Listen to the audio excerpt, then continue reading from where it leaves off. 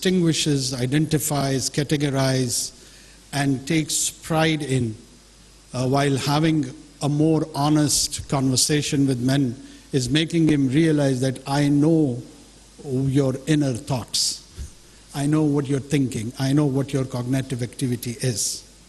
So that is one of the most important area, that how does human being process the information, how do they take that information, how do they apply that information, and the quality of that information process is so important.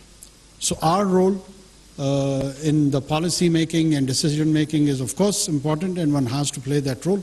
But other than that, contributing in opinion making is a duty which should be delivered not just by the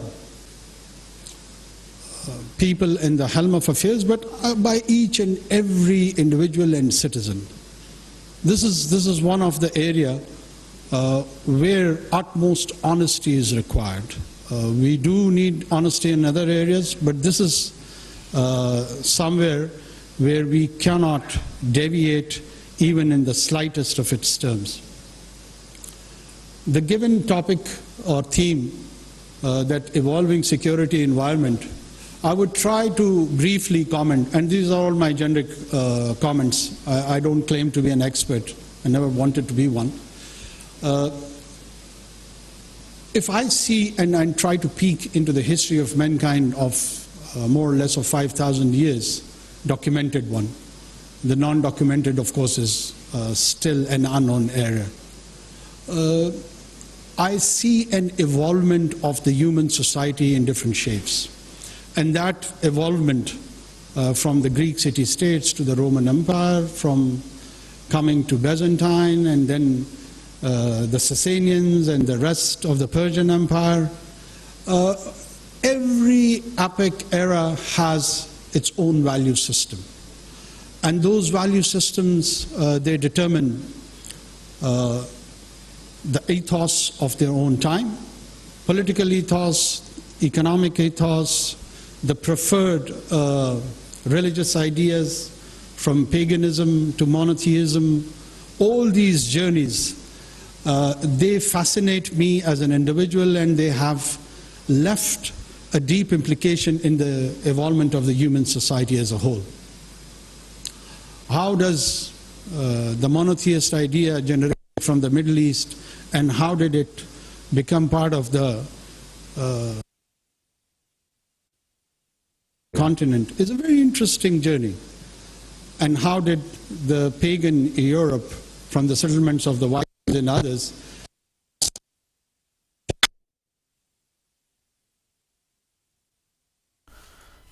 निगरान वज़ीर-ए-आज़म अनवर-उल-हक काकड़ इस वक्त policy research institute के ज़रिए तमाम मार्गला dialogue से खिताब कर रहे हैं। उनकी जानिब से ये कहा जा रहा है कि मुल्क की तरक्की के लिए ज़रूरी है कि इंफ्रास्ट्रक्चर को बेहतर किया जाए, और इस मौका पर उनकी जानिब से निगरान वज़ीर-ए-आज़म अनवर-उल-हक काकड़ ने हिंदुस्तान में अक़लियतों के इस्तेहसाल से मुतल्लिक़ डॉसियर भी लॉन्च कर दिया है। Structure to the organized society, to the governments, to different model of governance. And coming back to our region, we probably had, when I say region, I mean larger Asian family. We did also respond, and we did design some of our own experiments from the Abbasis to Umayyads rules to Ottomans and Seljuks. How did we interact with the other side, if there is another side of particularly European continent? And when this generally more or less concluded post 14th century, the new Enlightenment and Renaissance deeply impacted and had implications for one another. And there how we sort of settled and which provided the foundation of this modern world or current civilization, which is primarily led by the advancement of the Western materialist world, and no denying the fact that they have done some marvelous achievements on the account of material progress. But at the same time, all these progresses have generated multiple or many conflicts around the world, around the globe, which in my opinion primarily is related to its question of identity, but that identity is in a subtle way shaped up and translated more in economic and political terms and the governance structure. And that masquerading and designing of a new governance arrangement has given birth to new challenges. And those challenges are enunciated into the agreed narrative of the global communication framework. You hear about non-state actors, state actors, as if they are all gospel truth and have divine sanctions behind such narrative. But they are the settled communicating tools for the current day and time. When we reach post-Second World War, when the decolonization almost finalized, other than few more years post-Second World War, early 60s was almost done with the decolonization. A new interaction and engagement between these nation states, which had its roots in their respective empires, and those empires converged and morphed into these nation states. They gave shape recently to the Cold War, and then post-1990 on the collapse of Soviet Union and the socialist system. It was cleverly linked with the triumph of democracy and the triumph of capitalism, and an era of unilateralism led by United States along with the rest of the Western Hemisphere, almost 2 decades. By the advent of millennium, I think so the realization of more of multilateralism grew, and that multilateralism and people started talking about. का policy research institute के ज़रिए तमाम Margalla dialogue से खिताब कर रहे हैं। उन्होंने कहा कि तरक्की के लिए बुनियादी ढांचे की तामीरात वक्त की अहम ज़रूरत है। Economic power, forums later on like BRICS, so they all generated this new conversation and referral points about the multilateralism. Where do we fit in? Where do we fit in all of this saga? I think so we are a mid-sized country which has its own challenges deep-rooted in our history, in our own question of identity. Pakistan was craved out from a larger South Asian family on the basis of its identity as a faith-based group. A large time they craved. मतलब अपनी मर्जी से research institute के ज़रिए तमाम मार्गला dialogue से खिताब उनकी जानिब से कहा गया कि हिंदुस्तान में अक़लियतों के हकूक़ सल्ब किए जा रहे हैं। इस हवाले से निगरान वज़ीर आज़म ने डोज़ियर पेश कर दिया है और कहा कि अक़लियतों की इबादतगाहों की पामाली जारी है और बुनियादी इंसानी हकूक़ की खिलाफ वर्जियाँ हैं जो भारत इस वक्त जारी रखे हुए है। भारत के खिलाफ डोज़ियर में अक़लियतों की इबादतगाहों की पामाली से मुतल्लिक़ भी आगाह किया गया है। Intellectual, I would call him an emblem for a light for the people of South Asia in the form of Iqbal, Dr. Iqbal, along with the practical leadership of Qaeda Muhammad Ali Jinnah, who did advocate, and not just advocated, they made it realize and turned into a tangible reality, and we got this great country of Pakistan. Post-creation, 70 years, we have some internal challenges which has cracked our national unity.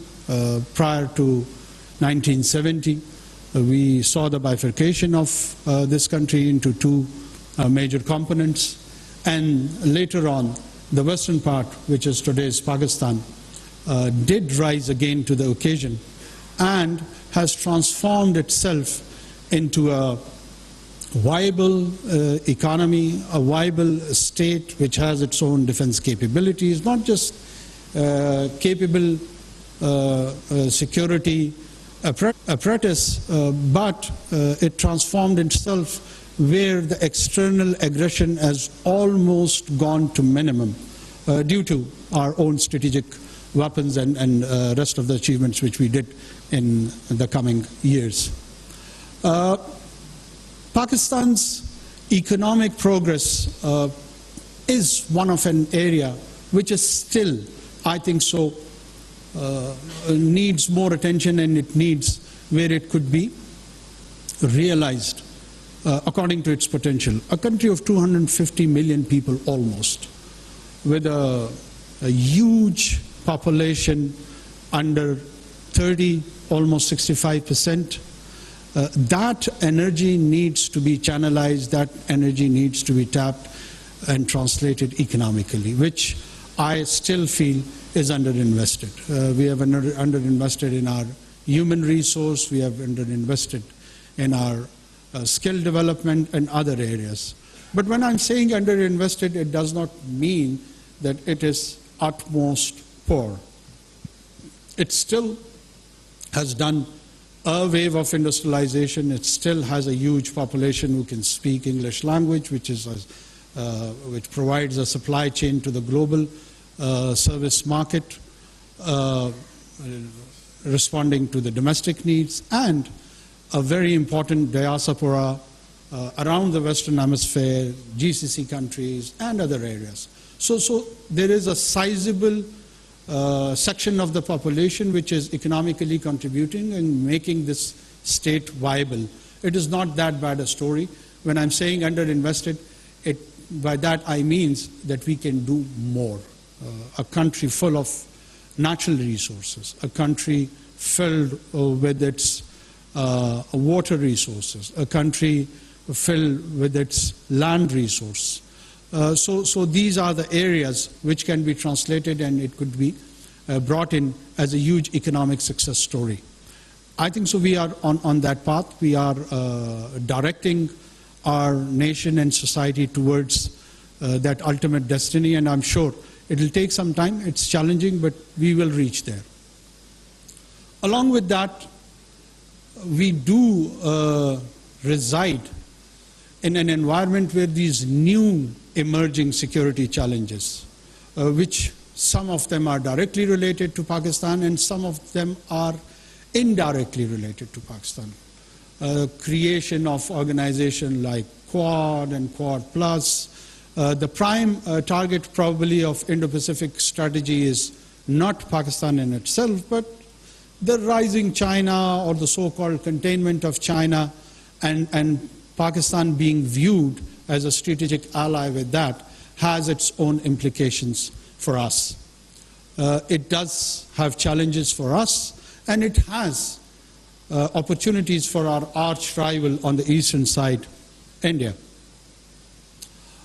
India is, in my opinion, flirting with the Western Hemisphere, offering itself to be the lead player with its, of course, huge population base, who can play a lead role to contain Chinese rise.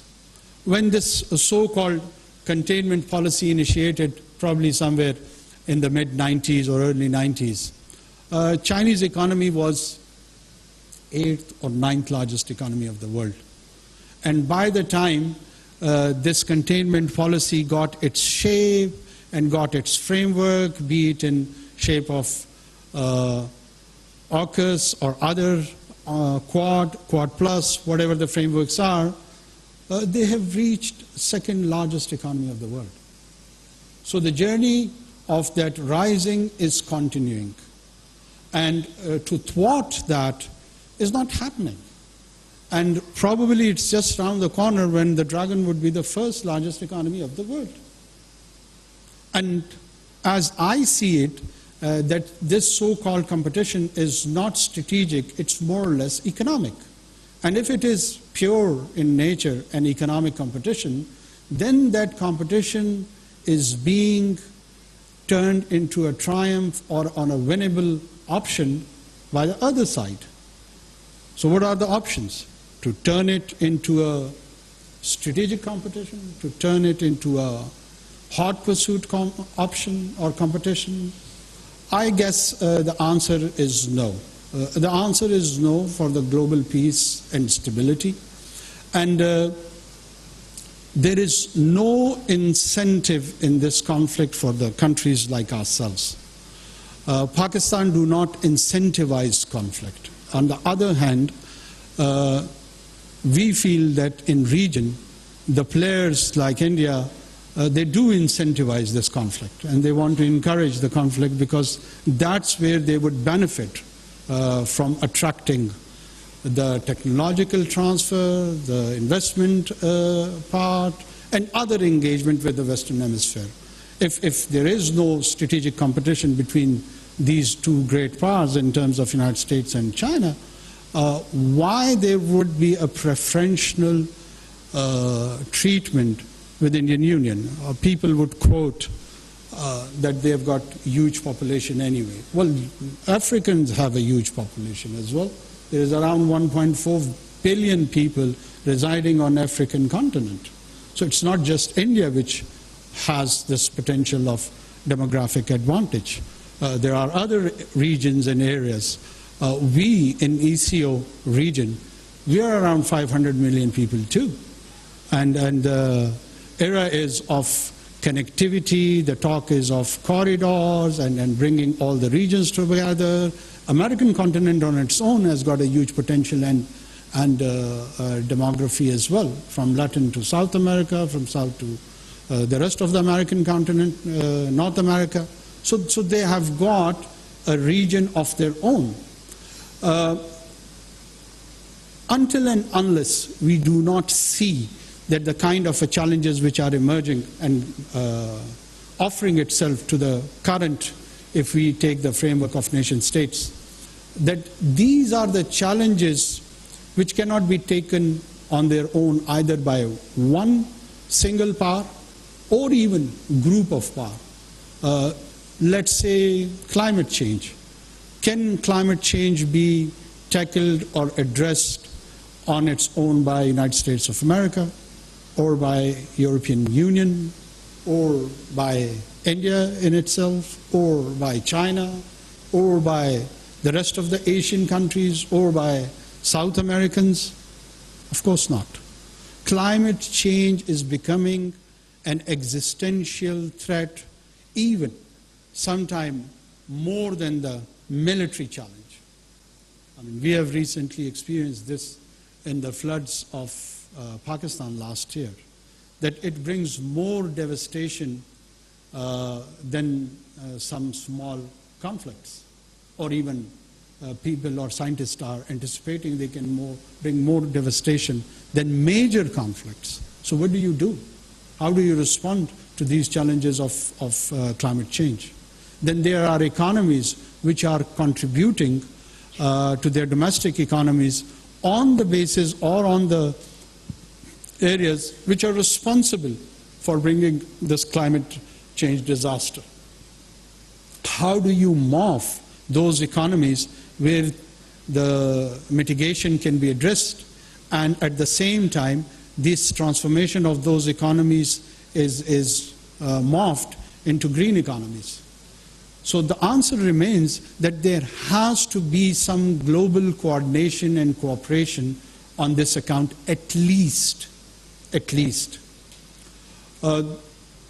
Major conflicts around the world, be it on the European continent or other continent, we are now realizing that if we become selective and we choose double standard on the definition of war ethos, when it is happening on European continent, we will view it differently, particularly in terms of Russo-Ukrainian war, or if it is recently happening in Middle East, what is the entire globe is experiencing one of the medieval, or even probably there is no parallel in the medieval world of such barbaric and horrific acts which are being committed by the State of Israel against the unarmed citizenry of Palestine.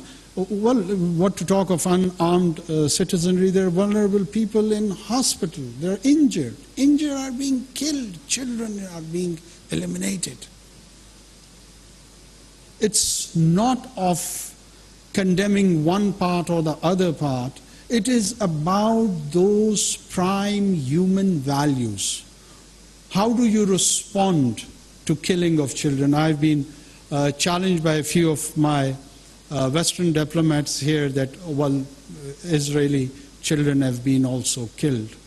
Well, I wonder to that query that, fine, I accept this, that the killing of any children is condemnable, be it of any faith or origin.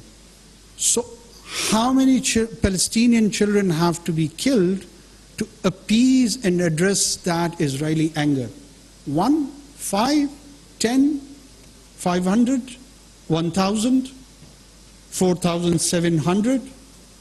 Can they give us a number so we can satisfy those parents that, wait, some 10,000 children needed to be killed so that Israeli anger is addressed? This is unacceptable, utterly unacceptable. And the kind of narrative which is being trying to be generated is even more surreal and bizarre. So who would be defining those value systems in terms of geographical context? If the conflict is on the European continent, the entire war definition, the international law perspective would be altogether different. I was going through an article in The Economist where they legally tries to rationalize the Israeli intervention in the Gaza Strip by giving pure legal jargons. And this was even a bigger shame. It is not at all about legality, and the entire legal structure of the world or the lawgivers, starting from divine to the parliament, has been that you have to provide a sense of justice. And the justice has to be felt and seen. The justice has to be, at least should have some semblance of objectivity. Nobody can rationalize the killing of 4,700 children. I've been saying this all along, that in human history, I've heard the killing of children on the advent of Moses' birth. The pharaohs ordered that all the children among the Bani Israel has to be killed, as he was feared that a child is going to be born and he will challenge the authority of Pharaoh. And then ironically, I see the killing of children by the same people who claim and adhere to the value of Moses and claim that they do believe in his prophethood. There has to be some soul searching. And there has to be some honest soul searching. When we've been asked or we've been suggested to condemn a group, well, the more or less reason that there should be a Palestinian state, they should be primarily responsible to take on any challenges if it is coming from a Palestinian population. If you do not have a viable state, non-state actors would be there on their own, and they will take on all those narrative, and they'll take and champion the cause of the people, and they would respond according to the best of their judgment, and which at times wouldn't be in the best interest of the region or the people living on either side. But if you do have a framework, which you have for the rest of the world, and that is nation state, why deny these people the same framework on which the global order is surviving? Coming back to our own region, we do have a lot of opportunity to have connectivity from the Central Asia to West Asia to the Caucasus, and from here even there are opportunities to rest of the South Asia. But one of the prime area which is of main impediment is the issue of Kashmir. Kashmir is an area which deserves, which needs, which requires some serious attention. And that attention has to be, again, according to the people of Kashmir, not according to Pakistan or according to India. There are some living human beings who have their own aspirations for the last 70 years, and there are in millions. And the Forum of United Nations has promised them through its resolutions that they would look into their aspirations, political aspirations, and would seek and ask them that what is their political destiny and future, and that would depend on a plebiscite in which they would be asked, rather than Pakistan imposing a solution or India imposing a solution. And how on earth all these democratic powers, someone big, someone mid-sized, someone small, but all claiming to be Democrat, deny this basic democratic exercise to the Kashmiri people? I mean, I'm astonished. How could we do that? Well, you can postpone this. You can postpone this. I would even refer it to the Middle East and Kashmir both, to a year, 2 decades, 4, 5, 10, 20, 3 centuries, 5 centuries, but it has to be addressed. The nations, they have patience. The nations with a sense of history, they can outlive any sort of colonization. And they know how to survive and outlive those colonization. It has been taught to all of us in the lessons of history. Otherwise, with distinct identity, these nations, these groups wouldn't have survived for generations. There are multiple examples where people have been colonized for even centuries. But eventually that colonization does receive its own part of challenge. And that challenge does get some sort of conclusion. We, on the other side, on the western border, I hope that the governance challenges in Afghanistan, the recent transformation, get settled, because it is pivotal for us as far as our connectivity with the Central Asia is concerned. And this is a wholesome region. And this region has historical connectivity, socially, culturally, with one another. I was on a recent visit to Uzbekistan, and I discovered there are around 3,000 plus words of Uzbek language in Urdu. I do not see that kind of amalgamation with Sanskrit or with other probably South Indian languages. But there are languages of Central Asia, be it Turkmen, Tajik, Uzbeki, and others, which has deep impact on our language, on our culture, on our poetry, on our storytelling, the way people dance, the way they celebrate their folk music, so on and so forth. You do see that identification and commonality with these people. And then there is a huge economic potential in terms of energy, in terms of human services interacting with each other, and offering itself as a manufacturing hub to the outside world, to the Eastern Europe, to the Western Europe, to the rest of Asia. Does Pakistan want that India should be excluded from all this story? Not at all. Not at all. We do see the opportunity and benefit of having trade and connectivity on the eastern side as well. But for that, in order to realize Pakistan does feel that every individual and nation has to interact in a dignified way. You can't beg to have trade with someone. Begging is not an option, and we definitely will not. Trade and economic activity has to be done through mutual benefit. India is a large economy, it is with a huge population, but if it wants to transform itself into a growth rate between 8 to 10, it has to ensure that it receives unsustainable cheap supply of energy.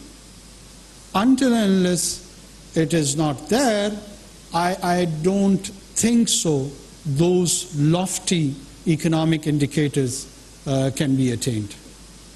And this region, this corridor, is one way, one option of ensuring to supply that energy supply, unsustainable energy supply to them. We are quite ready, we are quite open to such ideas. But if the other side is going through a disease of hubris, and hubris is a kind of a disease which has been there all along with different individuals, corporate sectors, countries, and everywhere, anywhere, it has come with a single result. Yet to see an exception, and that result is failure. No might, doesn't matter how big you are in size, how mighty you are in militarily or economically, if you are experiencing hubris, the certain recipe is disaster. I'm not trying to be a history teacher over here, but anyone interested to examine this statement can go through the books of history and find it for themselves. So if the neighborhood is going through that, I do not see that it could be converted into an economic opportunity which would be mutually benefit for the whole of the region. We are quite happy that they are having a good trade relations with China, despite their border disputes, despite their differences over the outlook of the world. But they are still doing trade. Pakistan has not shied away from that. Yes, we will examine, we will look into it, that what sort of a trade is beneficial for us. It would not be free for all, it would be a conscious decision. It is our right to examine our own interests, it's their right to examine their own interest and have a framework, if it comes to that, of having good economic relations with one another. But for that, we do need to speak out about the conflicts which exist between us. Until and unless we do not address that, Pakistan feels that having normal relations with the current regime would be very challenging. I won't call it impossible, but it's very challenging. The politics of Hindutva is another challenge. People are very much interested in the radical views of Al-Qaeda and Daesh and other Islamic radical entities. But I am surprised that how do they choose to ignore the politics of Hindutva, which primarily is altogether different to the religion of Hinduism. We don't have any issue with the religion of Hinduism. Pakistan has its own minority of Hindus, more or less more than 20% in the province of Sindh, and a very promising and committed minority who contributes culturally, socially, economically to the province of Sindh and overall to Pakistan. Hindu amongst the Sikhs are one of the most beautiful, along with Christians, are a minority which cherishes its security, prosperity, and shares a common destiny with the rest of Pakistanis. If you go to the interior of Sindh, Seth is a word dedicated to identify Hindu commercial class. And they are socially well entrenched. They're politically well entrenched. They're economically well entrenched. So we don't have any issue with the religion of Hinduism. It's the idea of Hindutva which pronounces itself and targets specially and specifically two major monotheist religions, and that is Islam and Christianity. And according to them, a few centuries back, some outsiders came and they converted the indigenous population to the following of Islam and Christianity, and they have to be reverted back if they have got any right to exist as a citizenry. And they have legislated for that account by the name of Ghar Wapsi movement.